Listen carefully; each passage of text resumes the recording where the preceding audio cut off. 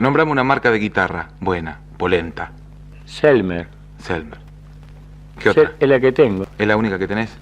Ah, debes tener varias guitarras, pero es la que Sí, con la pero que siempre tocas es esa. Sí, Selmer. Ujú, Hay Gibson, hay Epiphone. ujú.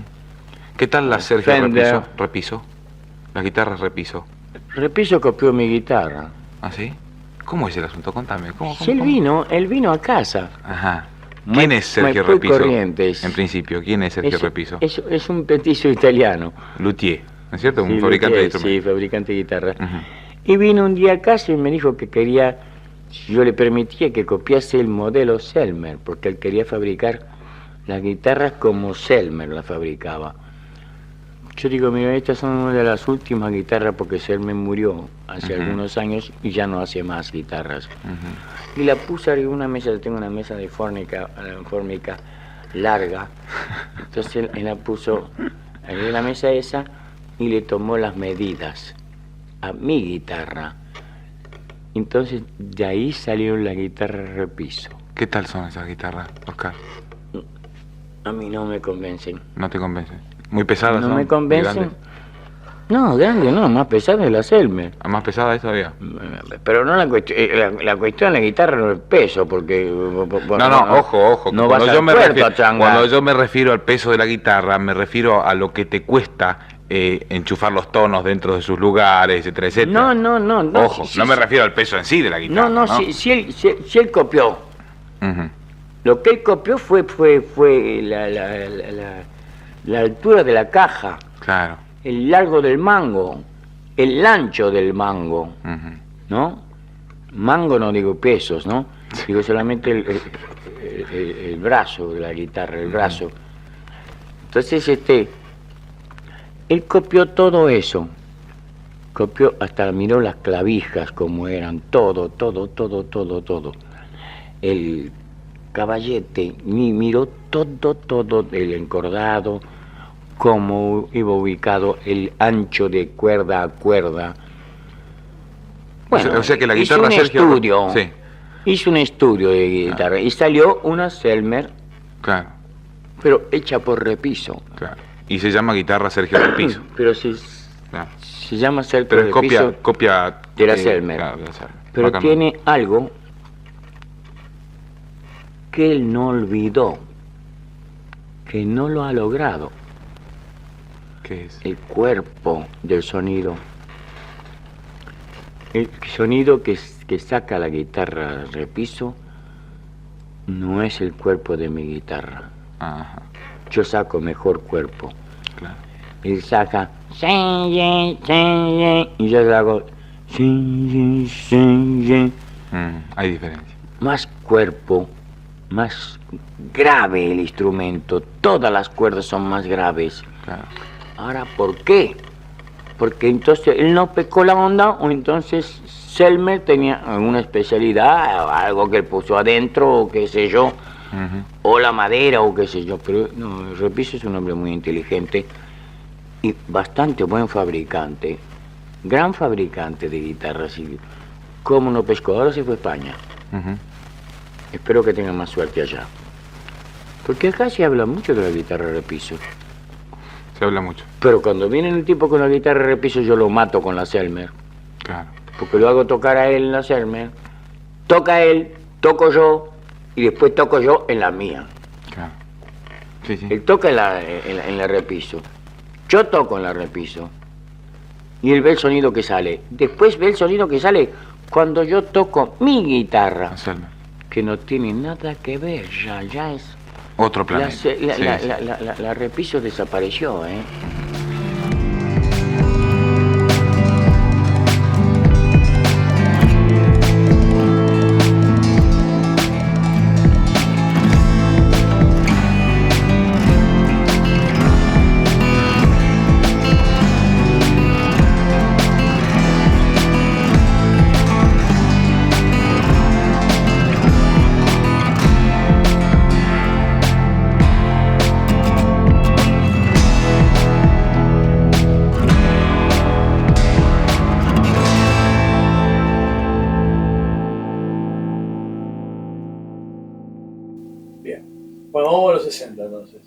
yo siento que estoy haciendo mi mayor esfuerzo y no estoy siendo reconocido. Bien. Bueno, estamos en la casa y junto a posiblemente el Martin Scorsese de la guitarra. Ricardo, Ojalá. gracias por recibirnos en tu casa. Por favor. Gracias por tu tiempo. Queremos hablar con vos sobre un tema tremendamente especial. Estamos de alguna manera desandando el camino del maestro don Sergio Repiso. Entonces, queremos preguntarte primero, ¿cómo llega Ricardo Leu a Repiso? Bueno, yo empecé a estudiar guitarra con mi viejo a los 7 años. A los 10 años ya era profesional, trabajaba con mi viejo en los números vivos que había en los cines, o sea, Tremendo. cines de más de cierta capacidad tenían obligación de tener un número en vivo a las 6 de la tarde y antes de la última película de la noche. Entonces tenía una guitarra que zafaba, ¿viste? Porque claro, no había mucha guita en casa. No había importados. Los importados no existían y los instrumentos nacionales que se hacían no eran buenos. Hasta que un día yo venía al mediodía porque iba al colegio industrial. Entonces venía al mediodía, comía en mi casa y me iba corriendo de vuelta al colegio. Y un día, claro, estaba solo, ponía televisión. Y un día en un show que había, que era el show de Héctor Coir, el show del mediodía, Sí. aparece el quinteto de Piazzolla y lo veo a Oscar López Ruiz con una guitarra gloriosa, de color natural. Qué buena definición. Como, tremendo, era glorioso. Y era como las guitarras que yo veía en las tapas de los discos de los guitarristas americanos. Claro. Bueno, con el tiempo, al poco tiempo, me llama Donna Carol, la mujer de Oscar, Donna. y me dice, hola Ricardo, mira, yo quería saber si a vos te interesaría acompañarme. Digo, por supuesto, porque Donna era top de las cantantes de jazz, ¿no? Le digo, Donna, me parece maravilloso y todo, pero a ver, explícame un poco, porque vos estás casada con Oscar López Ruiz. Claro. Y me dice, mira, tengo que elegir, o de marido o de guitarrista, de las dos cosas no, porque arriba del escenario se llevaban bastante picante. Entonces empecé a tocar con ella, iba a ensayar a la casa, me hice amigo de Oscar, empecé a ver la Repiso y me volví loco. Entonces Oscar me explicó cómo era, había que juntar la guita, comprarla, que yo no podía pagar una cuota vendiendo el bagallo mío, me tenía que quedar sin guitarra un año. Entonces dije, más adelante, y más adelante llegó ya cuando Repiso se había ido. Él en el 73 se fue porque se cansó de la inflación, todo, porque como a él le iban pagando y por ahí tardó un año y medio, seguro, cuando le terminaba de pagar la guitarra había perdido plata. Bueno, el asunto es así. Este señor López Ruiz tenía una Repiso amarilla de las postas y la dejaba en el estudio Fonal, Santa Fe y Uriburu, porque grababa mucho. Y un día fue y la guitarra no estaba.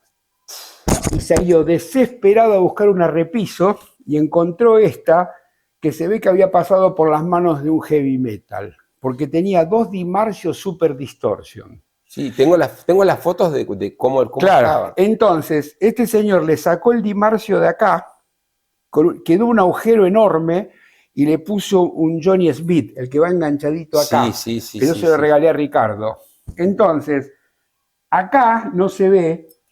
El Negro de Monte, que era un animal, le puso un plástico beige gigante para tapar el agujero que dejó el Dimarzio. Un marcazo. Claro, y acá quedó el Dimarzio. Sí. Entonces yo dije, no, vamos a hacerlo todo. Le saqué todo, la abrí, me se abre por acá. Alicate, saqué todo, tiré toda la mierda, tenía mi potenciómetro Schaller. O sea que la guitarra había tenido Schaller en algún momento. Claro. Y le puse 2 P90, acá iba el jack, porque el circuito Schaller era de 3 potes, no era de 4 potes. Siempre fue de 3 potes. Vos sabés que lo tengo guardado, los potenciómetros, la guitarra se enchufa con mini plug. Sí. No va soldado, ¿sabías? El alemán es así, Frankfurt también es igual. Bueno, una ficha tipo DIM, una cosa rara. Claro. No. Tiene un mini plug como los auriculares y va enchufado en cada pote. Entonces, esto solo quedó de Schaller, ¿ves? Sí, es así. Entonces, De Castro me hizo estas arandelas para poder tapar los agujeros enormes que tenía. ¿Ves que tiene una arandela acá? Sí. Y ahí quedó más o menos, porque ahí quedó elegante. Y ya tenía Grover buenas. Sí. Y esta guitarra, esto es todo cavado, y acá tiene un tronco que yo no sé si está cavado o está pegado, pero que no une las dos tapas. Viste que en la 330, Sí, sí, sí. mira, toca es media pesadota. Sí, pero la tapa está flotando. Sí, que está flotando. Y también le hice este piwar, porque tenía un piwar que no sé si era original, era muy feo. Y como yo compré el de las 5 cenefas, lo compré Claro. ahí en, ¿cómo se llama? Donde venden Stewart McDonald. Ahí. Esquimal. Me compré una placa gigante, así que siempre tengo para hacer los piwar. Y le puse unas perillitas y ahora quedó elegante, ¿Y por la lo menos. tenés, y la tenés con cuerdas lisas? En las cuerdas que venían. Las de arriba las dejé y le puse las de abajo que estaban oxidadas. Ahora noto que la tercera no es. La tercera también tendría que ser entorchada. Esto es otra cosa. Claro. Esto ya es más tirando a lo que es repiso, Mirá. ¿viste? Lo quiero tener bien porque... Impresionante esta guitarra. Y lo que tiene de bueno es que conservó el color, que no la pintaron de verde, ni Tal celeste, cual. ni nada. Tal cual. Sí, sí, sí, sí, sí. Y le quedaron bien los P90 porque no sabía qué ponerle, ¿viste? Porque yo quería tapar los agujeros. Entonces, como es todo negro, si vos la mirás de golpe no te das cuenta que hay arandelas, ¿ves? Y a pasón parece, bueno. Es hermoso. Es Brazilian, posiblemente. Esta guitarra, la cagada es que para tocar esto tenés que saber tocar. No es como la Stratocaster o la Les Paul.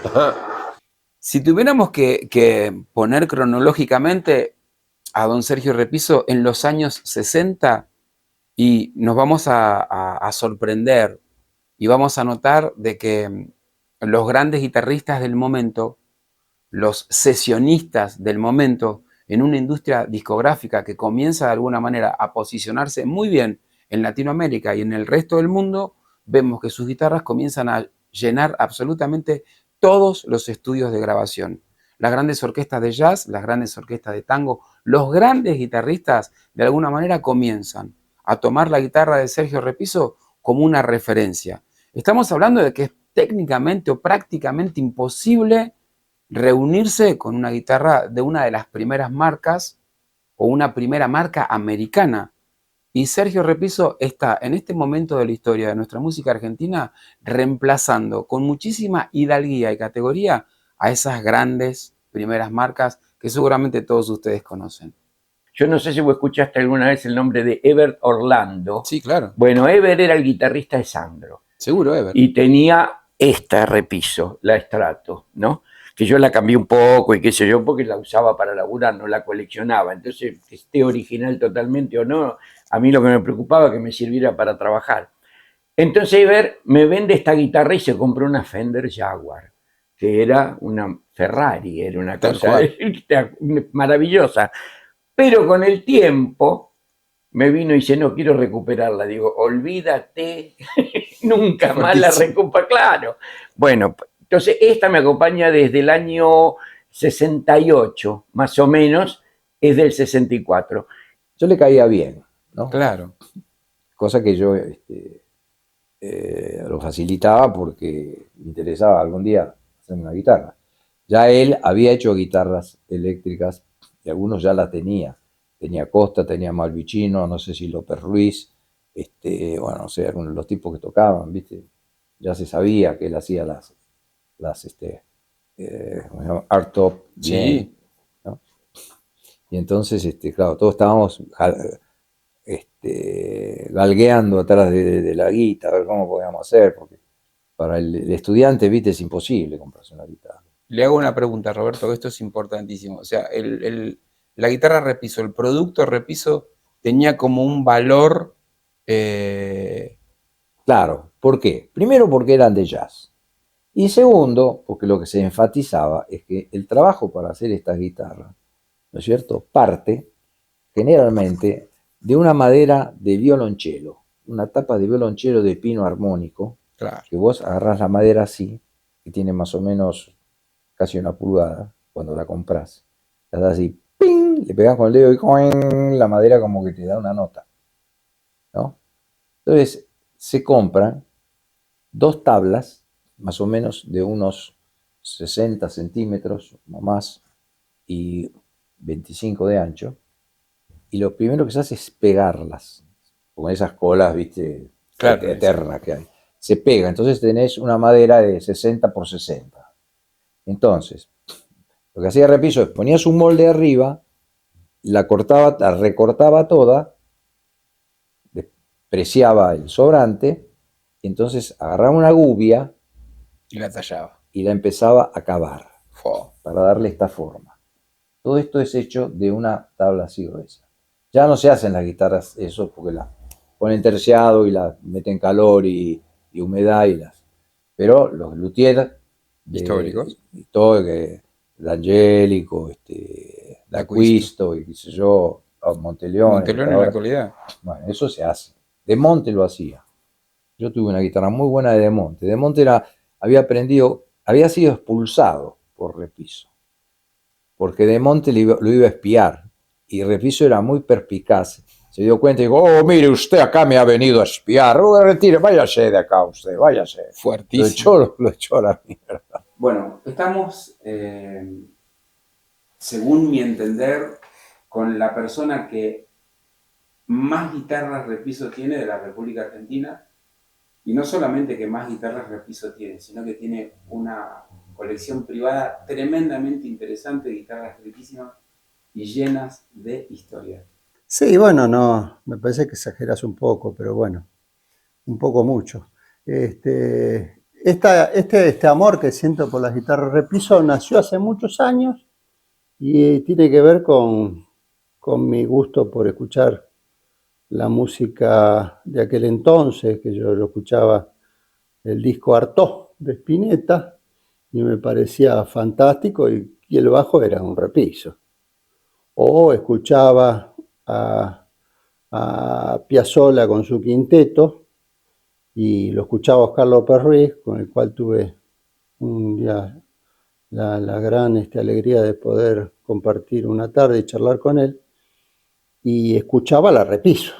No hay más que escuchar coral del quinteto y ahí se escucha esa Repiso que era tan particular. Hasta que un día apareció un aviso en esa famosa revista Segunda Mano. Claro.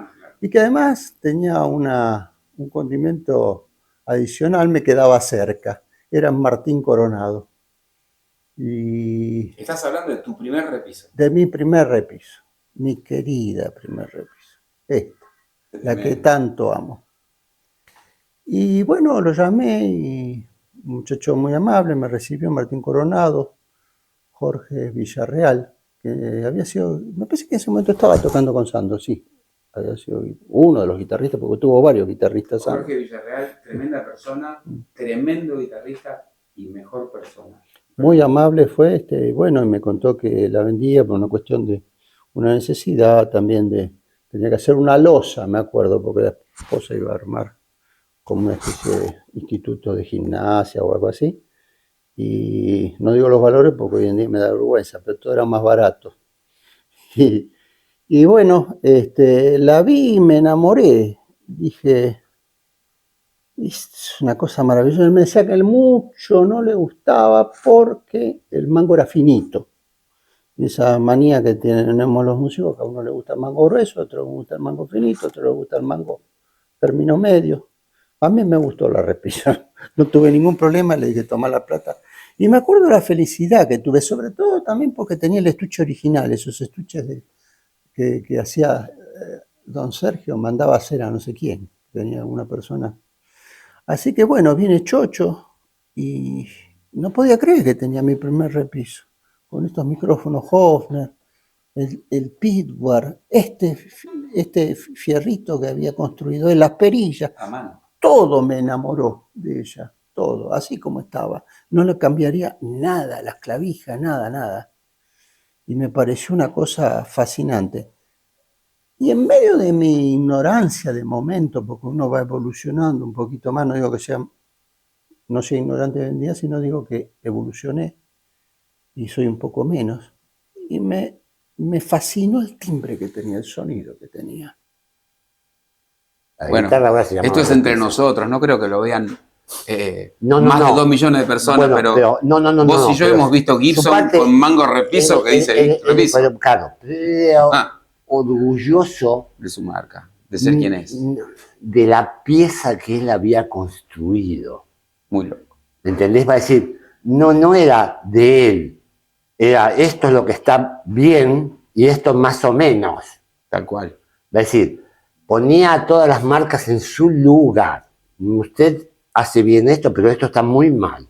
Yo le escuché decir una vez, por algo se habrá roto, cuando cambió el mango de una guitarra de caoba Sí, y puso su nombre orgullosamente. claro, porque pero la consideración del tipo era de que nosotros somos como una generación cholula de las marcas. Y él lo único que veía era una graduación de calidad. Claro. No tenía otro. ¿Quiénes son estos con ese nombre? No sé quiénes son. Él venía de los especialistas en guitarras flamencas, que era lo que los acompañaban a él cuando cantaban. Claro. Y él no tocaba la guitarra porque era un flojito. Y acá era Dios. Claro. Comienzan los 60 y comienza de alguna manera la era eléctrica. Comenzamos a estar de alguna forma recibiendo la información de las grandes marcas. Comenzamos a ver imágenes y tener de alguna manera audios, discos de esa primera época en donde nos vamos a encontrar con Beatles, nos vamos a encontrar con Stones, nos vamos a encontrar con grandes bandas que comienzan a utilizar de alguna manera en sus formaciones una guitarra sólida y una guitarra de caja. Yo quiero animarte ahí en donde estás a que por un minuto cierres los ojos y pienses en lo difícil que podría llegar a ser copiar una Gibson 335 o tal vez una Gretsch. Lo prácticamente imposible que sería que llegue a un taller una guitarra de estas características, considerando su valor y que alguien pueda tomar las medidas en una forma práctica. Muchas de las cosas que estamos hablando han sido tomadas de tapas de discos, de recortes, de revistas y de comentarios. Hay una gran influencia de Sergio Repiso en tomar medidas conforme a su percepción, conforme a su conocimiento y conforme a su artesanía. No hay dos guitarras que sean exactamente iguales. No hay dos guitarras que estén construidas con exactamente los mismos materiales. Entonces, estamos hablando de alguien que sin ninguna duda es tremendamente especial y podríamos llegar a decir que hasta tiene un don para poder interpretar lo que realmente está pasando con la música, con los intérpretes y con el arte de tocar la guitarra. Él era un señor terciario, llamémosle así. Tremendo. Un señor. Y no era como mi papá, de una época en la cual no salía de su compostura. ¿Entendés? No salía de su compostura. Un tipo jamás iba a decir una incorrección, jamás iba a tener seriedad y durísima, sí. Pero no otra cosa. Yo no soy una persona que más lo he visto, yo le he llevado mis primeras cosas, para que me diera con un hacha, por supuesto, como lo hizo. No, lo más interesante que a mí me pareció que él tenía como un sistema de pruebas a las personas, siempre las calaba de alguna manera. Entonces testeaba, ¿este tipo va a servir para algo o estoy hablando con un tarado? Él tenía una percepción, claro. ¿Me entendés de eso? A mí me mandó a buscar una herramienta que no existía. Y yo volví y le dije, no existe. Me dijo, bueno. ¿Qué te mandó a buscar? Como yo no tenía idea, le pegaba martillazo a los trastes y los deformaba. Claro. Entonces quería volverlos a su manera, a su forma. Y me dijo que vaya a la ferretería francesa, ahí en el centro, a las 9 de julio. Buenísimo. ¿Me entendés? Si no me dijo la francesa. Yo directamente me fui a dos ferreterías que había en ese momento, las más importantes, y dije, quiero esto, quiero una lima, pero en la parte interna de la curva. Un restaurador de trastes. No podemos llamar así porque estábamos en una época, qué sé yo, pero donde había herramientas muy exóticas y muy buenas. La ferretería francesa de entrar el olor a todo eso era fabuloso. De hecho fui, averigüé, pregunté, viste, leí un par de cosas, ¿me entendés? A ver si era posible, que en esa época no había bibliografía de eso. No había data. Y volví, le dije que no estaba. Me dijo, el tipo, ¿este va a seguir o no? Me está preguntando, ¿me está haciendo hablar o no? ¿Me entendés? Qué bueno. Pum, pum. Y un día a la otra voy al sindicato de músicos, yo ya estaba, no me acuerdo si ya estábamos con la banda elástica, y voy y cobré una plata muy interesante porque había grabado 2 días de música de película, que era una plata sustanciosa, y paso y había un pequeño bolichito en el sindicato de... Me acuerdo. No el de Paraguay, No. en el otro, en la calle... Belgrano, la avenida Sí, Belgrano. avenida Belgrano, es verdad. Tenía un negocito ahí, miro y veo esta, que estaba hecha puré, toda rayada. Digo, ¿eso es una Sí, dice. Digo, ¿cuánto vale? Y dice, para vos, me dice $500, que era una plata accesible. ¿Seguro? Yo conté así, ¡rac! Y me fui corriendo por la avenida Belgrano, se la llevé a Fanta, creo que fue Fanta que me la acondicionó toda y qué sé yo, y bueno, ahí quedó, le puse un buen micrófono de jazz y todo. Y entonces quedó satisfecha mi ambición repisera. Que era otra cosa, otro mundo. No era el repiso que conocimos de los últimos 8 o 10 años. Aquí. Sí. Era más sociable, más joven, evidentemente. Tal vez ya estaba en su tierra, tal vez habría soltado un poco. No sé, después aparte que a él eso le fue categorizando, ¿no? La CBS lo contrató para hacer el mantenimiento de su estudio de grabación, todas las violas. Tremendo trabajo. Él ahí puso el primer sistema que yo vi, rudimentario, una viola, no me acuerdo si, creo que una de 12 cuerdas, se había torcido así, ¿viste? Boom, se había tomado altura. Y él puso en diagonal, en el taco de punta a punta, un extensor. Y lo volvió a su posición. Increíble. ¿Entendés? Va a decir, hay alguna guitarra, algunas guitarras Gibson, que para el micrófono está sustentado en un fierro en el medio, un cacho de aluminio. Y él vio eso, ¿entendés? Porque en el pasado llevar una guitarra a que te hagan mantenimiento no existía, a menos que supieras la existencia del repiso. Claro. Era la única persona, las guitarras no se le hacía mantenimiento, estaban como estaban. ¿Entendés? Una cosa que para hoy en día sería una locura. A lo sumo se cambiaría una cuerda, pero nunca se dejaba usar. Pero no era por el hecho de no se dejaba usar. Era porque darle una guitarra a no sé qué va a volver. Claro. No había calificación de alto grado para hacer guitarras de nylon. Estaban esos viejos de Casa Núñez que yo fui a su taller y era una cosa espectacular. Era un pedazo de España acá. ¿Me entendés? Fabuloso. Pero todo eso se disgregó en el tiempo. ¿Me entendés? Entonces, pero Repiso generó una confianza en los músicos. Qué bueno eso. ¿Me entendés? Va a decir, si lo decía él, va a decir, nadie podía afinar tan bien como él. Entonces, va a decir, ya vos quedabas reducido a una hormiguita que le decía sí, y el tipo le puso un avance a la música, un golpe, ¿me entendés? La sostuvo en sus manos. Muy bueno. Directamente, ¿me entendés? Ese personaje. Hasta... Porque afectó no a una parte de la música, nuestro rock argentino. No.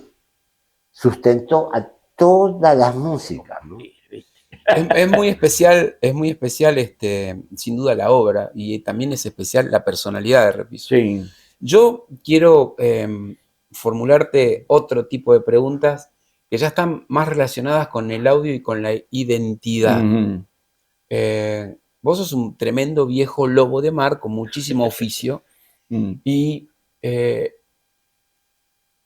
¿vos notás que hay un audio Repiso, hay un audio de guitarra Repiso en la historia de nuestra música, por ejemplo? No sé si tanto, porque la realidad es que el secreto del sonido de una guitarra eléctrica es el micrófono. Yo estos se los cambié, pero los dos son Gibson. Lo que sí hay es, primero, visualmente, pero más que nada la comodidad del diapasón. Tacto. Los diapasones de Repiso son incomparables. Eso es tremendo. incomparables, son maravillosos, cómodos. El único tipo que hace unos diapasones que son comparables a los repisos es Fanta. Seguro.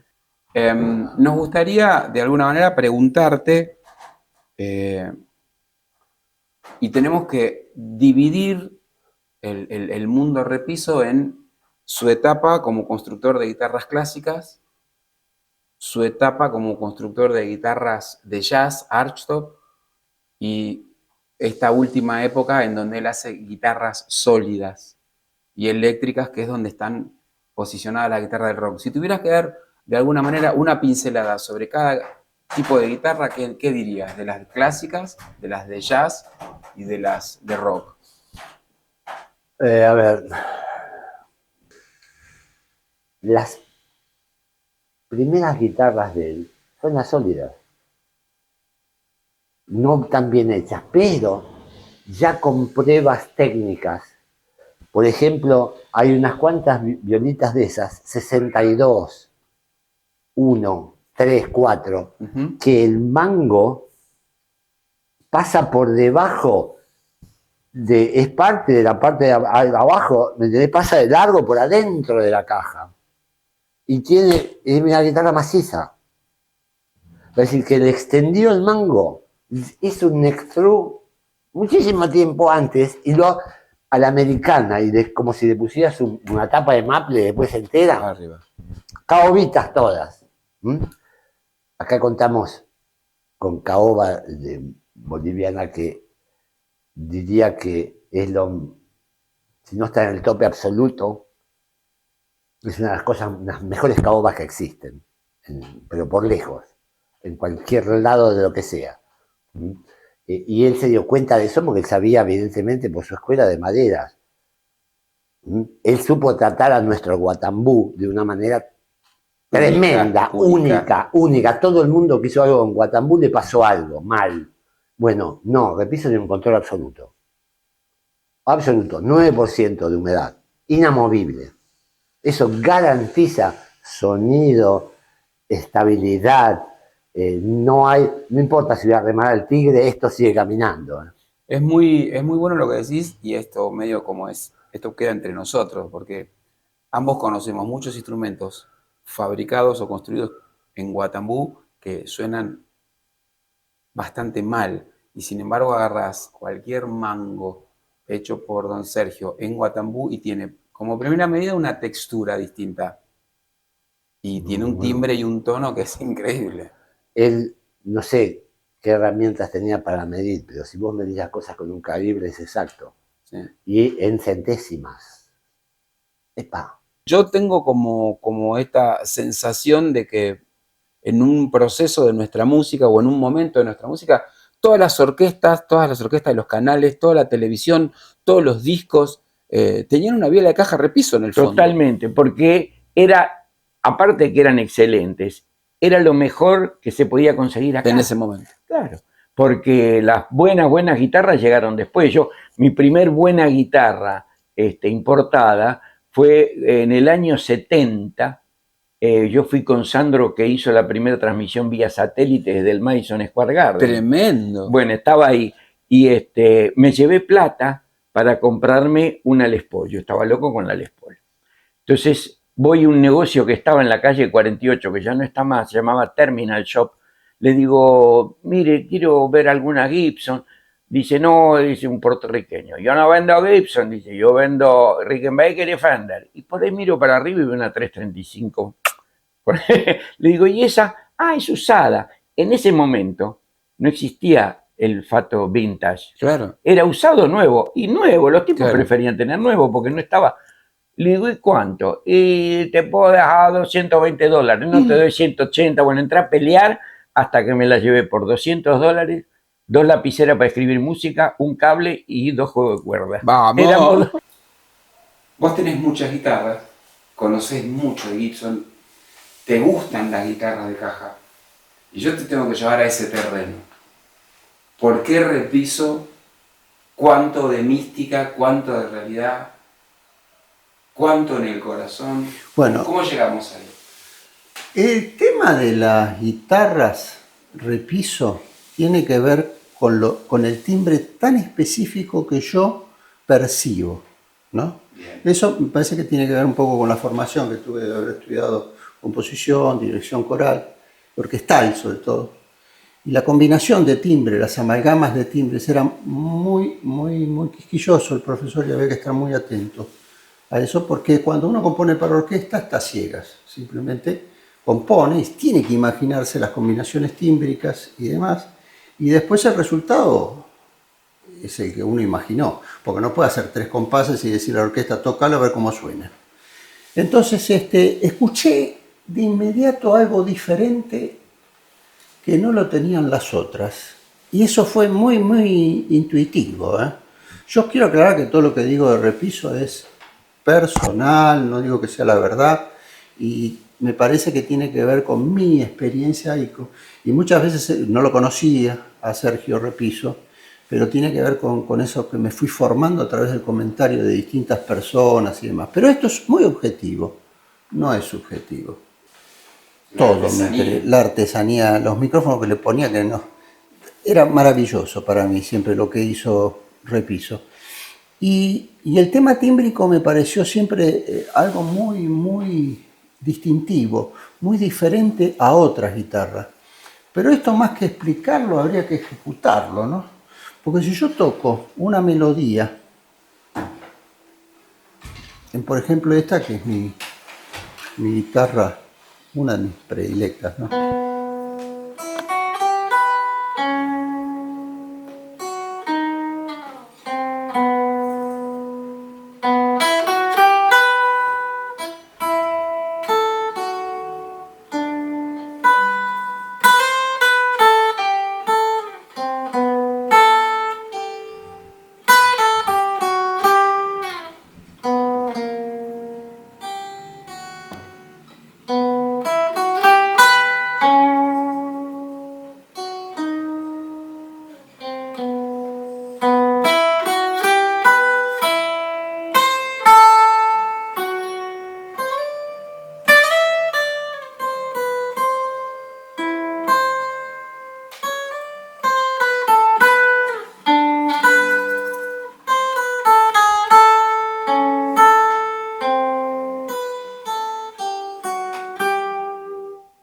Te puedo contar, por ejemplo, los tipos que tenían Repiso en aquel momento. Sí, por favor.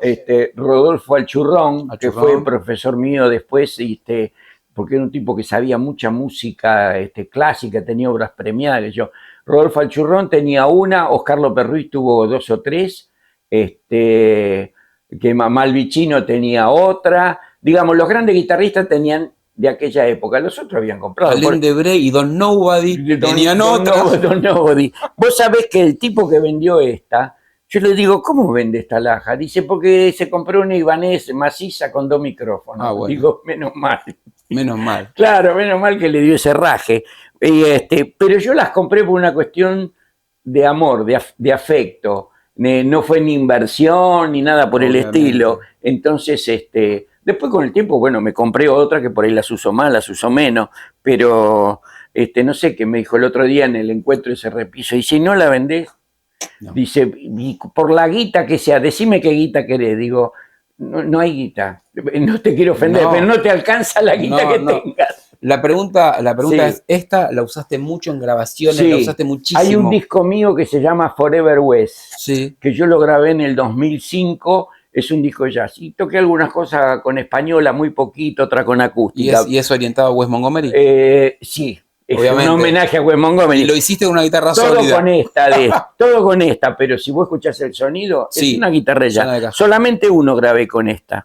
Pero no, esto es que es el mango, ¿viste? El neck profile. Totalmente, es lo mismo que vos decís, la diferencia que hay, decís, bueno, agarro el auto y me voy hasta Mar del Plata, en una cosa así, que sería un asiento Repiso, Sí, como sí, así, sí. o en una silla de madera de bar. Claro.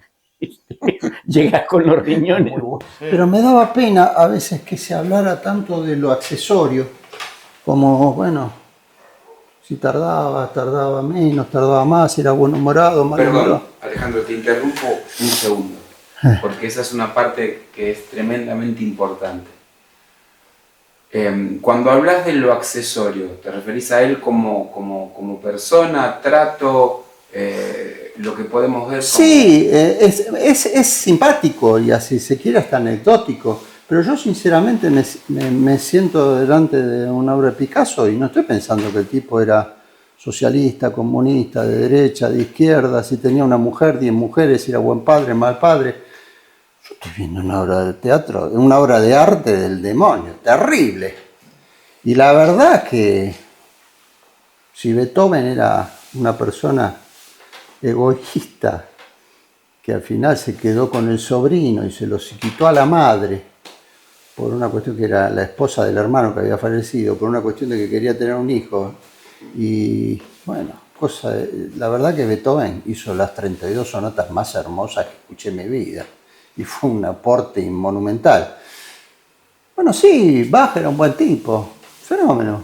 Pero además hizo unas fugas, creó un sistema de contrapunto que fue impresionante. Por eso digo, volvamos al tema Repiso. Si Repiso, que por otra parte creo que era una buena persona, con defectos y virtudes como todo, ¿no? Probablemente haya sido bastante cabrón. Pero fueron las primeras guitarras y las pude comprar en el año 70 recién. Qué tremendo. Porque acá no había nada, lo poco que había era muy feo. Muy feo, no eran buenos, no eran nada. En cambio, Repiso sí, era comparable a cualquier instrumento de primera línea. Tiene como un espíritu la guitarra. Totalmente. ¿Estamos de acuerdo?